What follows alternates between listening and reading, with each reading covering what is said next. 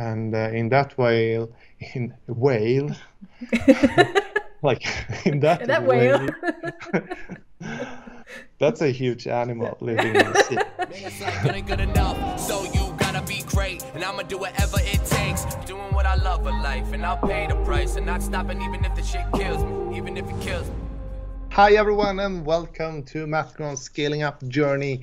This is episode 67, and my name is Mattias, aka MattGron, and on the other side we have the one and only Svea-Malina Landshoff. Hello. Calling in from the white room in white.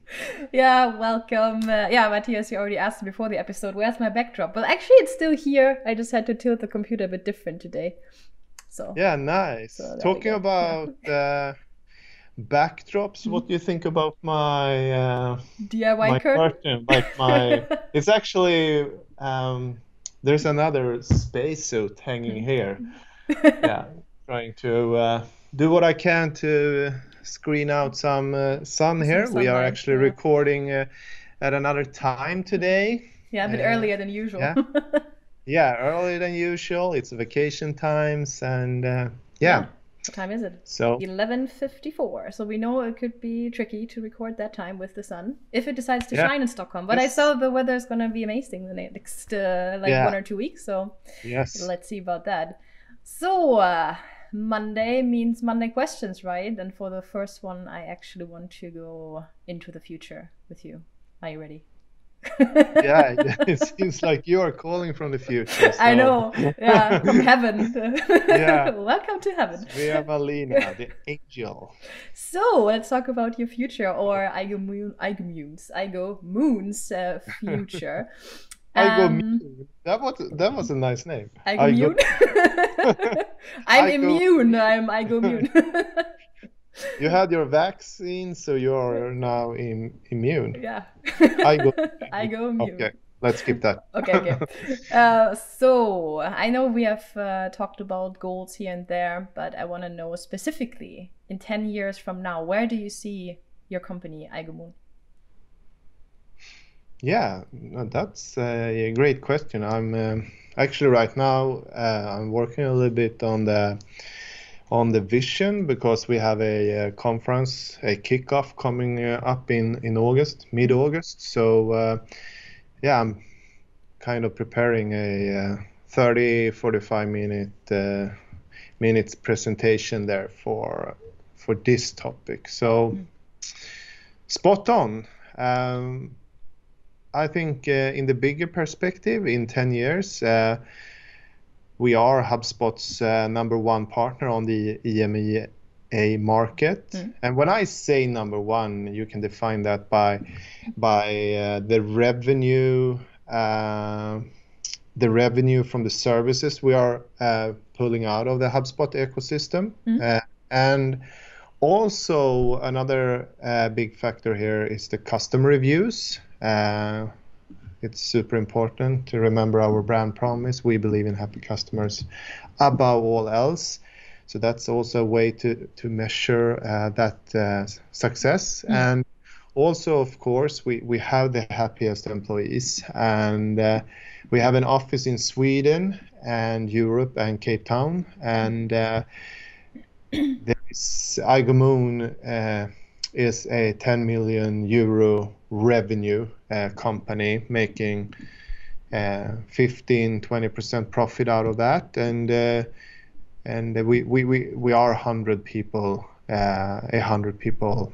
Do you say 100 people global team? Yeah, maybe. Wow. Okay. And at this time, we have tons of authority creating growth in the SaaS and tech industry, which is where we play, which is basically our our niche, where you find our customers. But I would say we are probably more recognized for being a world-class workplace where people grow as individuals and strive towards a purpose as a team. So that's where I see iGoMoon in 10 years. Yeah. So you said you were planning on having about 100 employees, and you said one office also in Cape Town. Do you plan on opening multiple offices in Sweden or Europe, or are you just going to upgrade the office space to a bigger one when it's time? No, I think to answer your question, it's both. This office is very small.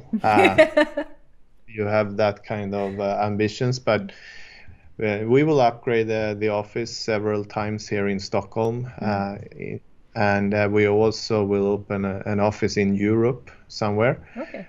So I think now post-COVID, when you can in one way create a more hybrid version of a workplace, I think there will be a perfect setup. Have one office in the Nordics and one in Europe somewhere, and then also in a office in Cape Town. Yeah. And your personal role at iGoMoon, now you said where you see the company in 10 years. What do you think will your role be in 10 years? Are you still going to be there every day in the trenches, you say, like working alongside the others? Or did you ever thought about where you yourself would be in 10 years? Yes, I definitely think about that. And so I have said it before, in 10 years. And when we talk about 10 years, I have actually, I already have a goal or a milestone, like 2029. I will be coaching managers and or managers. I will coach leaders in the company. Yeah. And I will have more like a position as a chairman of the board position. So that's where my role is. But I have also said that at this stage, because one of my biggest drivers doing this journey is, of course, being able to do this journey as a entrepreneur. And I think at this stage, when the company has the size of 10 million euro and 100 people, there could be a time to really take the next step. I don't know how it really looks yet. It could be, it might be like a bigger player coming in and buying a part of iGoMoon to actually, ramp up the company to the next level to become even bigger, like a billion company or something. So, but to answer your question, I would say that at this stage, I'm not operative as the CEO of the company, but I definitely see myself having having this CEO role for a long time. So, yeah. Have you ever thought of quitting your journey as an entrepreneur at some point? No. No.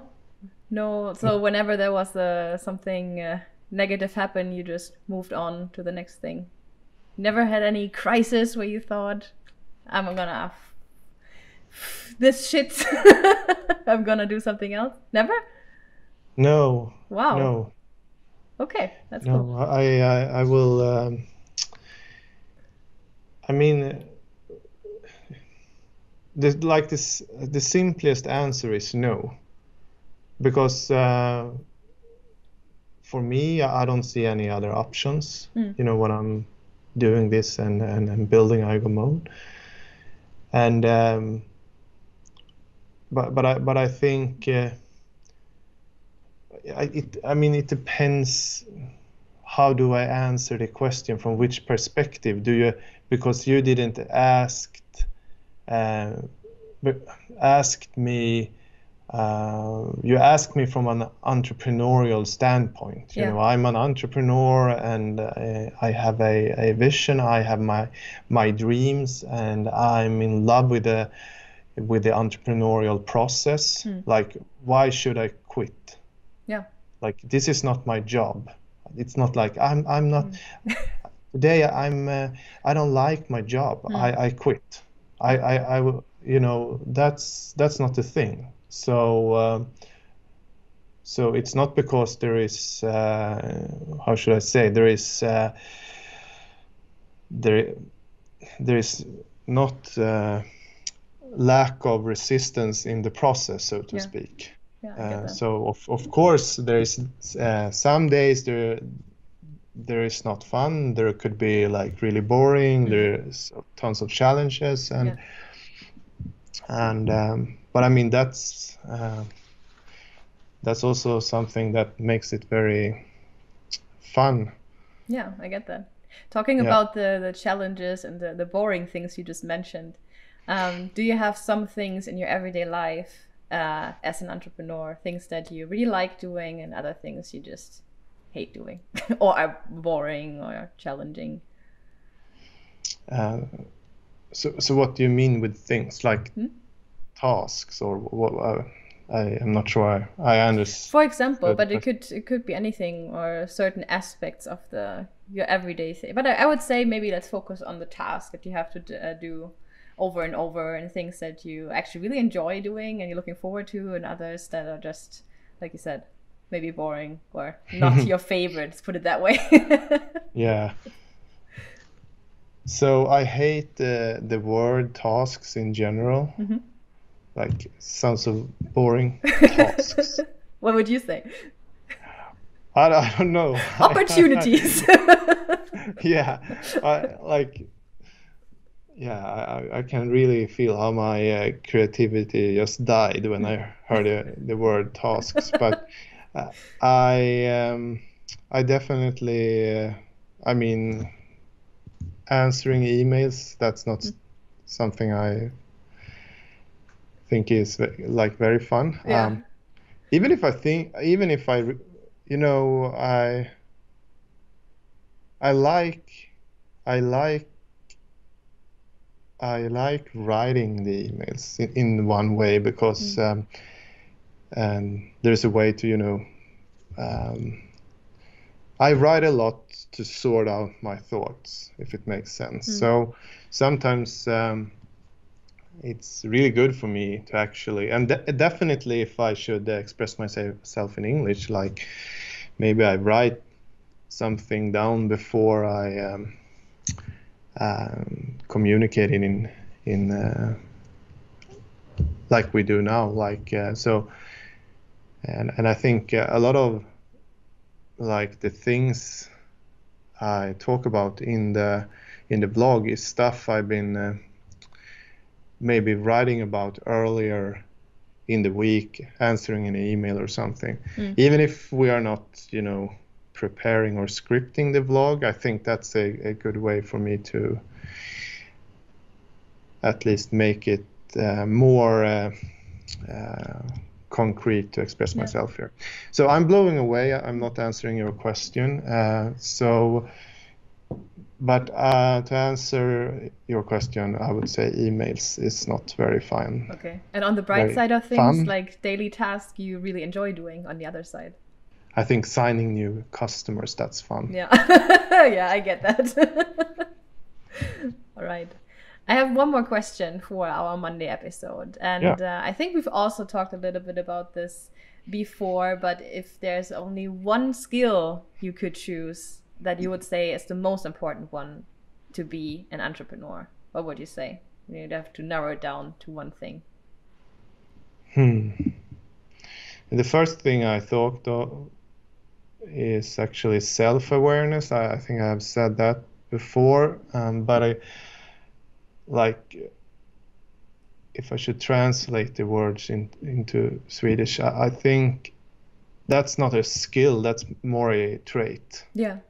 Self-awareness is not, but I still think it's very important to understand your strengths and weaknesses. But when it comes to skills, I think it depends also where you start, right, with your business. Because for me, I mean, I started with zero money, and in that way, like in that whale, that's a huge animal living in the sea. So in that way, sales become my most important skill from where I started.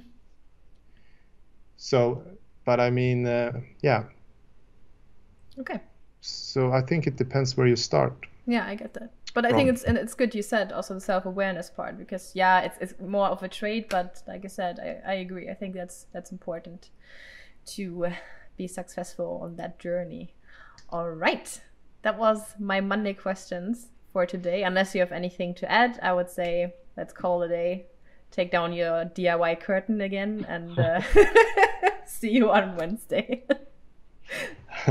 Okay. Thanks for watching, everyone. And please leave a comment if you have any questions. We would really appreciate it. Okay. Thank you for watching. See you in the next one. Bye-bye.